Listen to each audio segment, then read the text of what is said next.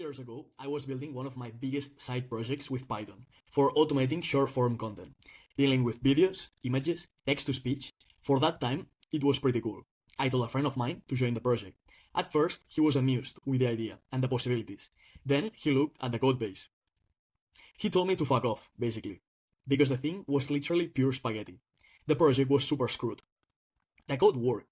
It did what it was supposed to do. But it was untouchable. I couldn't change anything without breaking 3 other things. This video is about what coupling actually costs you, why generative AI makes it 10 times worse, and the architecture that Netflix, AWS, and Shopify all use to fix it. So after my friend roasted my codebase, I did what most of us do. I refactored a bit. I tried to put code into classes, and honestly, it looked a lot better. That was my first step towards realizing that when things grow, you need to put some order in there. But it was just the beginning. 2 years later, I was building a RAG application from scratch, practicing for my first AI engineer job. ChatGPT was already out there, and I started using it. Not just for coding, but for feedback. Because for me, having a tutor who can teach you and give you examples is one of the most important parts in AI. Maybe the most important part. My tutor never slept, never judged me, and never told me to fuck off, unlike my friend. So I am asking it questions about how to improve my system. And it tells me this concept of ports and adapters, how using interfaces would make my code cleaner and more reusable. Because I had found that whenever I wanted to ingest documents, I could choose between different providers. And changing those was a huge pain. Every time I wanted to swap one thing, I had to touch 10 files. That was my first intro into this type of interfaces. Then I joined a large company in Spain, just seeing more than 8,000 employees just in IT. And they had a manual of best practices. The way they coded, the structure, everything. They used Hexagonal architecture. And at the beginning, it was a bit of a shock. Most of the things I didn't understand.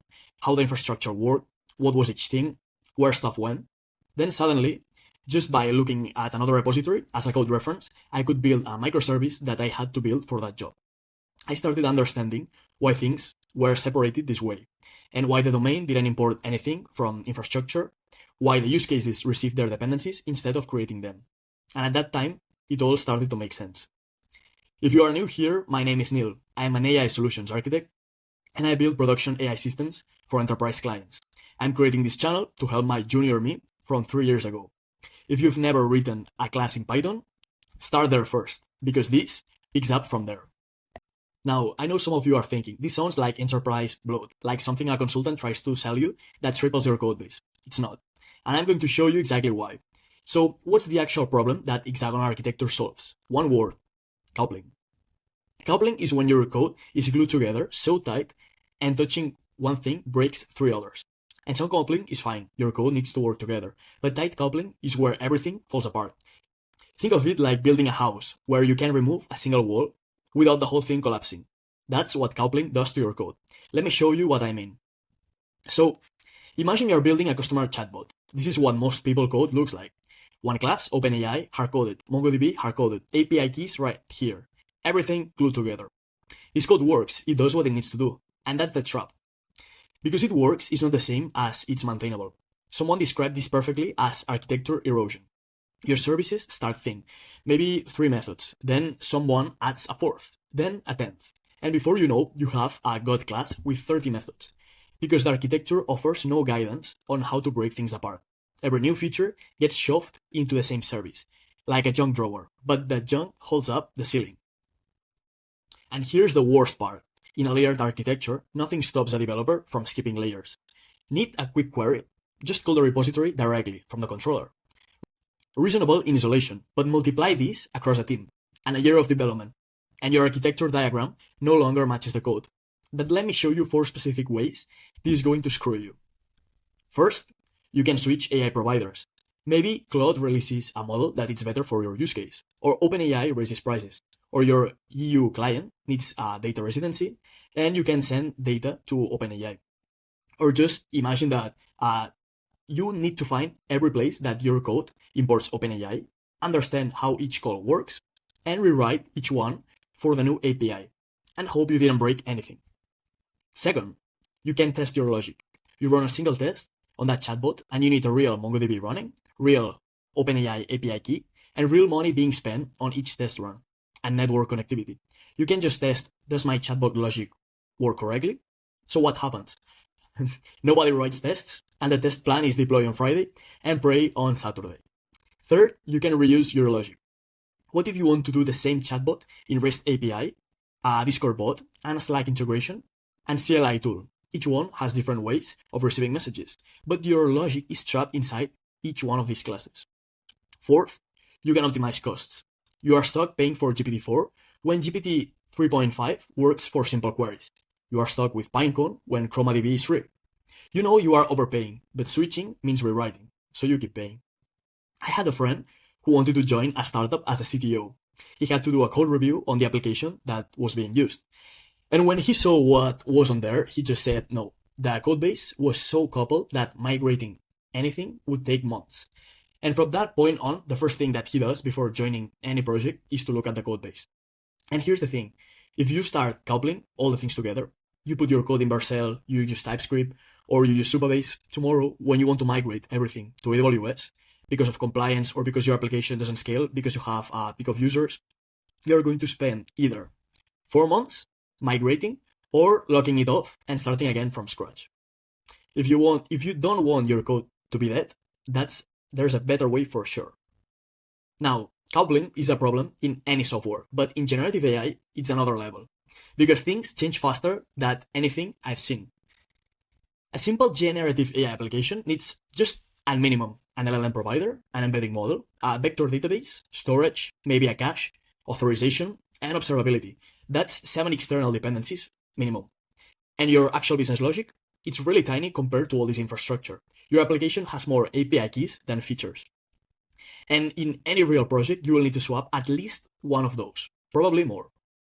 Let me give you a real example. Recently, I've been involved with a client in a multimodal project where I integrated Flux, Gemini, OpenAI, and other AI providers behind a common interface.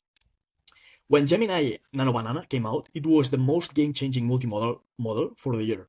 For marketing commercials, for any type of visual business, it was a before and after. I can tell you from first hand. The realism it offered, it was just another level. Most retail companies, anybody with a marketing department, saw the opportunity to iterate way faster. So you could prototype things that would normally involve a photographer, a model, or a designer. You could know what you want in seconds instead of months right now. Because we had a proper architecture, I was able to swap that AI model in about approximately, I would say, 3 hours. In one file, under 50 lines of code. The last time I did a provider swap on a couple project, way back then, I'm telling you, it took me a lot more. And timing matters. When the news are out and you do this on the next day, the client doesn't even know what this model is because the hype hasn't been around in LinkedIn for 2 weeks yet. Being that pioneer and having the speed is a valuable thing to offer. If your code had been coupled to the previous provider, those 3 hours would have been a week, maybe 2. And by then, everybody's already seen it on LinkedIn. In AI, being a week late is basically being retired. So what architecture options do we have? So we know the problem. Tight coupling kills our flexibility. Now let's talk about solutions. When you are building, you have an application, you have 3 main ways to structure your code. Option 1. This one is the script approach. This is where most of us start. One Python file with your API keys, your prompt templates, your OpenAI calls or whatsoever, your database connections, and your business logic living together. It's fast to write, and there is zero complexity. It's great for prototypes, but terrible for anything that needs to last more than a weekend. Ask me how I know this. The next option is layered architecture. You split your code into horizontal layers. Presentation on top, business logic on the middle, persistence at the bottom. Each layer only talks to the layer directly below. So you get better separation than a single script. But here's the problem. The dependencies still flow downward. Your business logic depends on the database layer. If you want to change how you store data, you have to change your business logic too. The layers are basically coupled. And moving to the third one, hexagonal architecture, also known as ports and adapters. This is the one. The key insight is instead of layers depending downward, you invert the dependencies so that everything depends on the core business logic.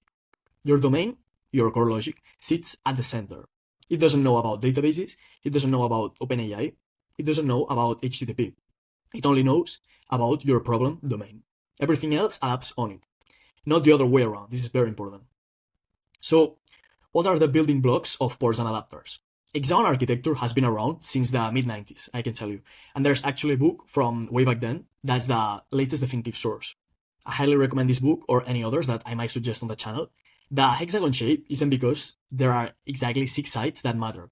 It just gives you room to draw multiple ports on the edges. And honestly, it's more interesting than a circle also. Your application has a core, the hexagon, and it communicates with the outside world through ports. External systems connect to these ports through adapters. So what's a port? It's just a contract. It says, I need something that can do X, without caring how the X gets done. Just look at this, an abstract class called LLM port. It has one method, generate response. Give me messages, I'll give you a response. Notice that it doesn't mention any AI, no OpenAI, no Claude, not anything, not any specific model. So one thing to keep in mind, just to keep your ports narrow and focused. Instead of one massive interface with every possible method, define smaller ones, because at the end, anyway, you'll end up just like this. LLM port for generating text, embedding port for embeddings, conversation repository for storage. Each use case only depends on the ports that it actually needs. So you can see at a glance what external dependencies are required. And when testing, you mock only what you are using, not a massive interface with 20 methods. Now, there are 2 types of ports. The driving ports, also called primary, how the outside world triggers your application. I want to send a message to a chatbot. I want to summarize this document. For example, your APIs with Flask, Fast API, or whatsoever. Then you have the driven ports, also called secondary. What your application needs from the outside world. I need to generate text. I need to store conversation history. I need to retrieve documents, things like databases, LLMs, caching, and others. Yes, there's a lot of naming. Software engineers love naming things. We're terrible at it, but we love it. And what's an adapter? It's the actual code that knows how to talk to a specific external system. So you have an OpenAI adapter that implements LLM port. It knows how to format messages for OpenAI, how to call their API, how to extract the response. And then you have Anthropic adapter that implements the exact same port, but talks to Claude instead. Both adapters implement the same contract. Your core application doesn't know or care which one you're using. Your domain is that friend who doesn't care which restaurant you pick, just wants to eat. Think it that way. The way that I think about it is that the domain entities are the actors of your application. The use cases are the verbs, the actions that just they perform. And the infrastructure is the executor, the tools that carry out these actions. And this is not just me saying it, meaning Netflix uses hexagonal architecture to decouple their microservices. So business logic stays independent of REST versus GraphQL. AWS includes it in their official prescriptive guide as a cloud design pattern. And Shopify uses it to decouple payment processing from payment gateways. So merchants can switch providers without touching core logic. Here's the one thing I want you to take from this video. Your business logic should never know what database you are using, what LLM you are calling, or what cloud you are deployed in. If it does, you are coupled. And coupling is debt with compound interest. Remember the walls you can touch? Hexagonal architecture makes every wall removable. Move anything, nothing collapses. That provider swap I told you about, 3 hours instead of 11 days. Same feature, same result. The only difference was the architecture underneath. And my honest opinion, if your project is going to last more than a month, use hexagonal architecture. If it's going to last less than a month, you have bigger problems than architecture. Jokes aside, the cost of not using it is always higher than the cost of setting it up. I've put 1-page cheat sheet in the description. Hexagonal architecture at a glance. The layers, the rules, the vocabulary, free. No email, just grab it. In part 2, we'll go into the technical details. 3 layers implemented in code. A testing strategy that writes itself. And the gray areas, nobody's talking about. And in part 3, I open a real production project and walk through it file by file. Plus, I'll release the full starter repo for free. If this was useful, subscribe. I'll see you in part 2.